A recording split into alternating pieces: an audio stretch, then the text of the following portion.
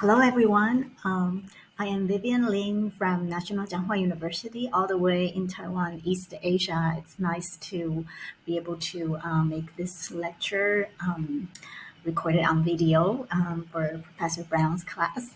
And I'm excited to be visiting this summer. So if you get a chance, don't hesitate to let me know if you're on campus that we can meet up. And if you have any questions or anything you want to discuss with me, you're welcome.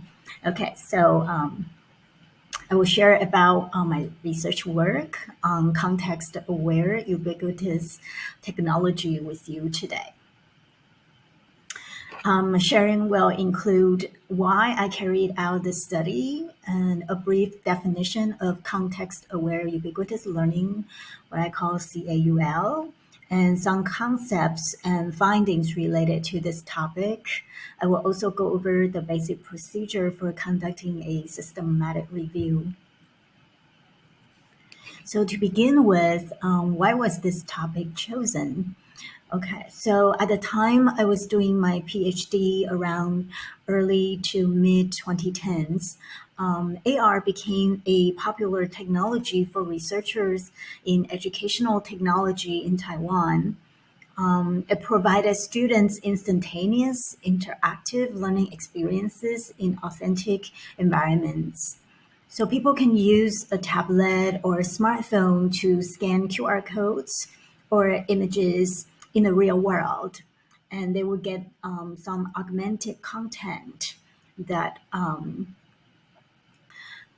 that are related to the immediate surrounding. So learners can interact with the augmented learning content by clicking or touching these images or text on the screen of their tablet or smartphone. There was also more research being done about empirical findings on the use of AR in education at that time. So, for example, this meta-analysis shows that in the past decade, AR was able to affect learners at three levels of learning outcomes, including response, knowledge, and skill, as well as performance. And at least 134 rigorous studies were conducted at elementary, secondary, and post-secondary levels for subjects such as science, math, technology, languages, and social studies. Okay, so now I will move on to talk about the systematic review on context-aware ubiquitous learning. So the purpose of the review was to find out how context-aware technology is appropriated by practitioners in the field. By technological appropriation, we mean that it refers to how people use a type of technology involving a tool, artifact, or application to support a learner's development of knowledge or skills. And I wanted to find out about the learning context, the target knowledge and skills, the mediation process, as well as the learning outcomes in the study. Okay, so using ubiquitous technology like AR, we can engage students in ubiquitous learning, what we call U-learning, anywhere we choose, and they can do it at any time that is convenient for them. A ubiquitous learning environment can immerse the learners in content interactions and cognitive processes. So anyone can get any information at any time and anywhere, right?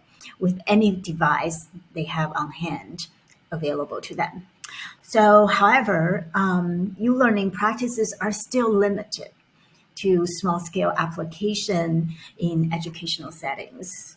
Yeah, so that is why it's still not seen in everyday classrooms, in everyday classroom setting. Okay, so because it requires a lot of planning and design for a teacher to create this kind of authentic learning experience.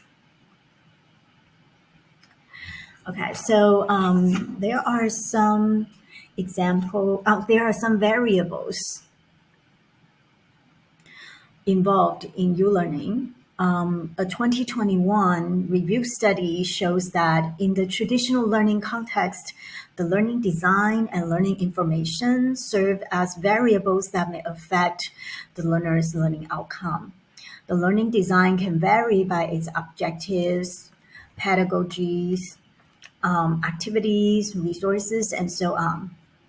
So, learner information, on the other hand, includes their knowledge and skill competence level, their needs and physical disabilities. So, as you can see in this table from the study, in a mobile context, right, more variables are involved than the traditional context. As many as 6 different variables are at play, including the temporary learner information, people information, place information, device characteristics, time, and physical conditions. So, for example, the learner's moods, their needs, their preferences, as well as their roles and contributions, the location and interactive space, the hardware and the software chosen or used, such as apps, and the weather, they all can affect these e-learning outcomes. So they serve as variables. You can see that making e-learning smooth and successful requires a lot of work, and it's very complex and more difficult than traditional learning. So with technological advancements, educators have moved from electronic learning, what we call e-learning, to mobile learning, what we call m-learning, and then to context-aware ubiquitous learning. Nowadays, we also see IoT-based learning with the use of smart objects for tangible interactions.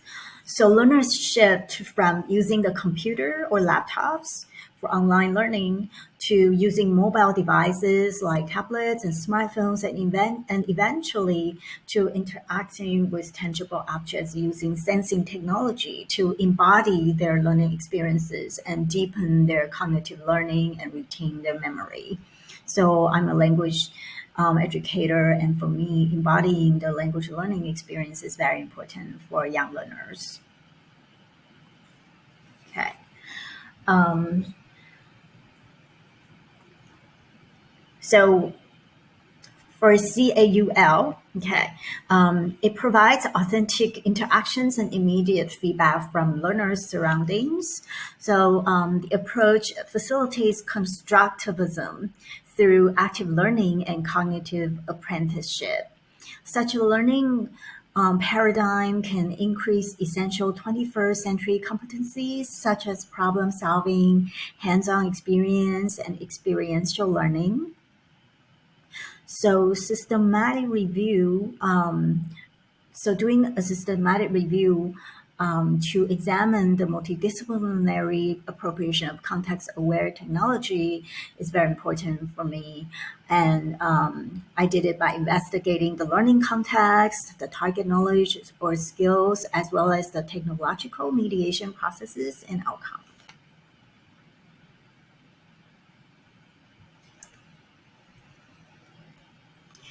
Okay, so in terms of theoretical perspectives, the user-centered design, what we call UCD, okay, is adopted in CAUL with an early focus on users and tasks, empirical measurement, and iterative design. These principles guide the design for appropriation by focusing on actual learning outcomes and learner experiences. The technical content, cognitive, metacognitive, social, and affective dimensions contribute to human-computer interaction and affect the design and implementation of system functions and interfaces. Okay, so other learner-related factors such as prior knowledge and motivation, interest, enjoyment, satisfaction, self-efficacy, Epistemological beliefs and affective states also play an essential role. The outcome-based teaching and learning approach, on the other hand, can foster higher thinking and skill development based on the intended learning outcomes that we want them to achieve in whatever subject we are teaching. So the activities can be either surface or deep level learning. Now, for the methodology of the systematic review, we begin with a keyword search. So the keyword search process, it may involve several terms, and it can also take place many times. So for example, here I did 5 keyword searches, and each keyword search focuses on a certain specific term or item, and I used various combination of the keywords to do the search. So I have context-aware ubiquitous learning, or ubiquitous computing and context-aware and learning. All these, I can do it in advanced searches, combining them together, or do them, using and or to adjust the setting and see what results I get. Okay.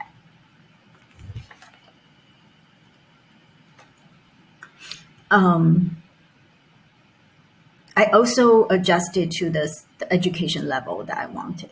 Okay.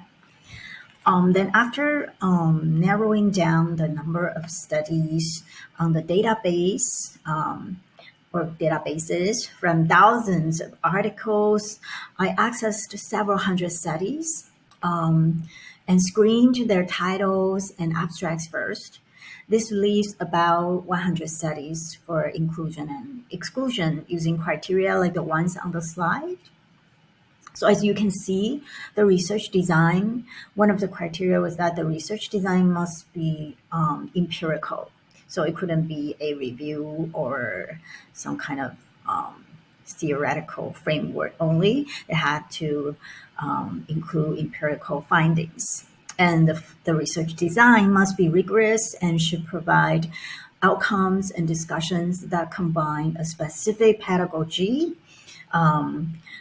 with the CAUL technology used.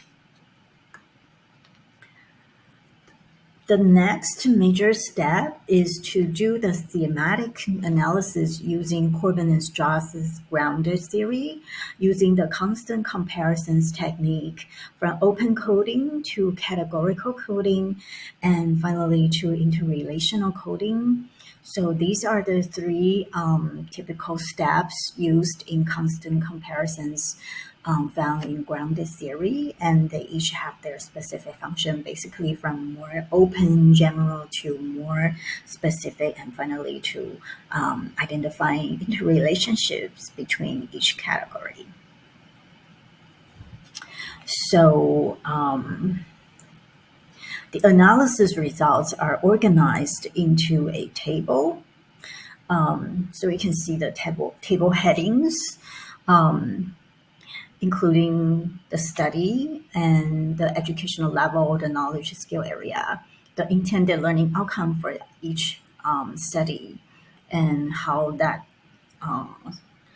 technology was used in the mediation process. So you can see the details. It will tell you did it involve interactions with learning objects, and what kind of scanning technology was used. So the first one used QR codes on tablets, etc. And the cognitive processes involved during the learning experience. So some were required to take a vocabulary test, and the purpose was to identify, to name, or to memorize. So that belonged to surface level learning in the Bloom's taxonomy, and the level in the Bloom's taxonomy was remembering. Okay, so here is a figure showing the 4 themes I derived from learner-centered characteristics to technological facilitation to learning ecology. and finally to research evaluation. And each serves as a pillar in CAUL research, and they all have some sub important themes. Okay, now I'm going to talk about a five-step procedure for implementing an e-learning environment using an example from my dissertation during my PhD years, which was around 2016. Yeah, okay. The study was done around 2016. Okay, so a five-step procedure was used to based on the ADDIE model, which is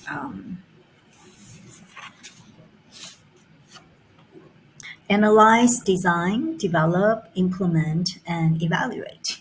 Now, the first step is to analyze. So here we try to identify learners' needs by conducting a needs analysis. What we did was I did a survey to a sample size of about 125 students in undergraduate programs in my university.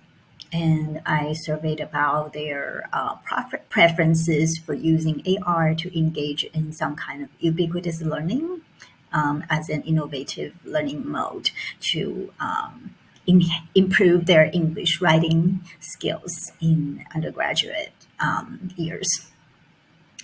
This is the authentic environment that we had at my university. It's a green building, and inside there were a lot of exhibits. This is a zero carbon building, so there's a lot of technology being used, such as solar energy or wind power, all kinds of energy that saves, all kinds of technology that saves energy and to make the to make the building green. So it's called the Magic School of Green Technology. And this is the authentic learning materials. Okay. So we try to find information or diagrams related to, for example, the solar panel or the wind power flow, and to introduce how these technologies work, how these technologies work to the undergraduates when they went on tours using our AR writing app. Okay, so the target abilities for the learners included describing the process of how green technologies work. So they have to first go to the green building and use the tablet to interact with specific exhibits. I put images like image tags on each exhibit, and so they can scan the image and get augmented content and learn how these technology worked at each exhibit station. Okay, so for example, this is how the rooftop garden works and how plants help to collect rain to save water. Okay, so the second step is design. So here we are trying to design the learning system. So one of the elements I designed was a narrative with a mission. So this involved a polar bear, and his village was facing a threat from global warming. So there was a plot of what the village story was, and they were trying to fight this global warming situation to save their own village. And designing the learning system is the second. The second element is to create like a system protocol, and it involved doing pre and post tests, writing a process essay about global warming, and then students, after they did the pre-test, they had to complete 5 levels of challenges, and these are metacognitive strategies used in these metacognitive tasks. So the first one is know what I know, what I want, and what I learn. What I know, what I want, and what I learned, what I wanted to learn, and what I have learned. This is the KWL chart, and then photo collage. They have to take photos and write about the technology used for that kind of exhibit and put different photos together as a photo collage. And they had to do concept mapping. They also had to do Q&A and reflections based on the content they interacted at the green building. And the app has some extensions such as Microsoft Word and concept mapping apps. Okay. And they also read about how to write the process analysis essay on PPT. So this is the basic challenge levels. Okay. And we used the game engine CoUnity to build the app. Okay, so I had to collaborate with system developers to make this happen. Okay, and yeah, and the learning system was developed on the Unity engine, right? And here are some of the interfaces. They look like these. This is the picture, like the tiger would be it's called a markless tag. Like it's, I put it on the exhibit, and students can use the tablet to scan these images to get augmented content about that exhibit. So it's the sensing technology using QR, using these images, okay, in our AR writing app. And these are some of the questions they would be able to complete by collecting information at the exhibits. Okay, and here are some of the actual activity images of students interacting with different exhibits in the green building environment. Okay. The last step is to evaluate the learning system. So this could include their experiences and perception about our system. And so we use a 5-point Likert scale, okay, and to collect information about how they felt about the use of these apps and writing there at the green building. Okay. So they use a tablet and connect it to Bluetooth keyboard to write at site. So they wrote on site, okay, at the exhibits. These are some of the qualitative qualitative data we collected. So to evaluate the effectiveness of this kind of learning mode, I used quantitative and qualitative data sources. So the quantitative included an essay, a survey and pre-post writing tests.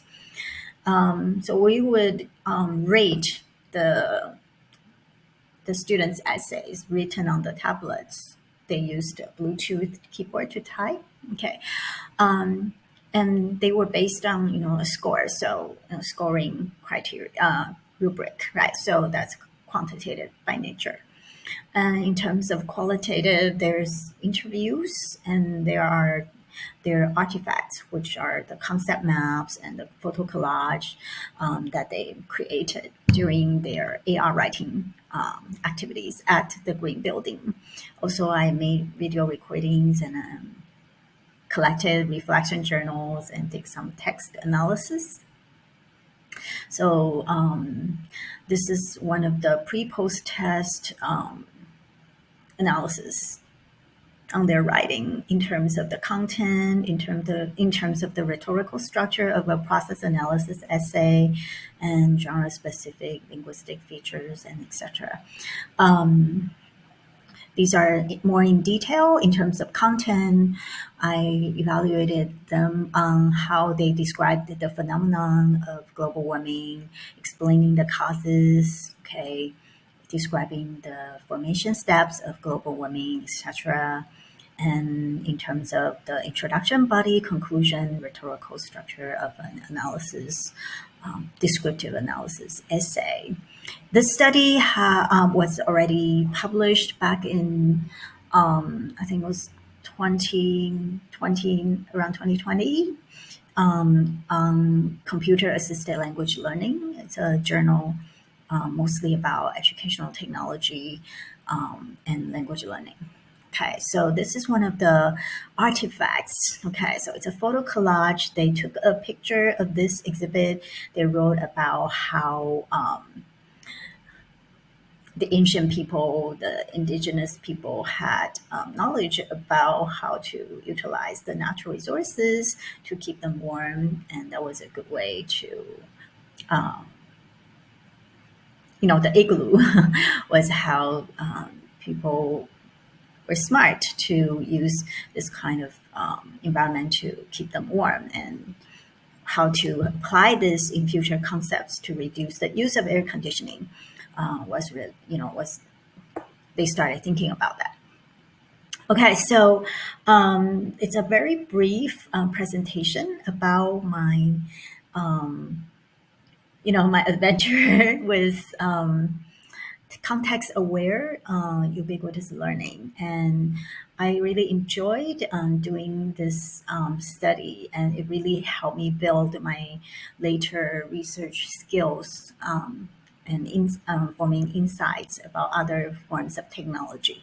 So thank you for spending your time watching this video, and I really look forward to hearing from you if you would like to have further discussion about any of the research topics I engage in. And I believe Professor Brown has provided you my personal website. Okay.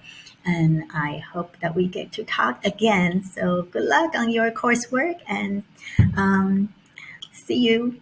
Bye.